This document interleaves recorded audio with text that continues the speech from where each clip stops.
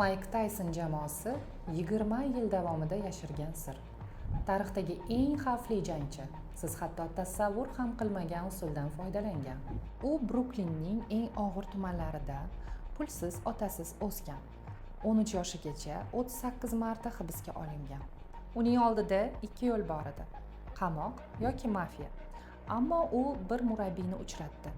U Taysonga ringga chiqishdan oldin mutlaqo boshqa bir narsani o'rgatdi. Bu gipnoz edi.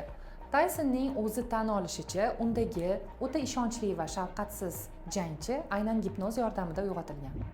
Aynan shu holat unga ringdagi raqiblarini shunchaki yakson qilish imkonini bergan. E'tibor bering, Tayson jang holatida va jangdan keyin ikki xil odam. Tayson uchun gipnoz g'alaba kaliti bo'lgan. Siz uchun ham u yangi hayot eshiklarini ochishi mumkin. Agar gipnoz orqali o'zligingizni kashf etishni istasangiz, sizni guruhiy yakka tartibdagi seanslarga taklif etaman. Bu o'zingizga berishingiz mumkin bo'lgan eng yaxshi sovg'adir.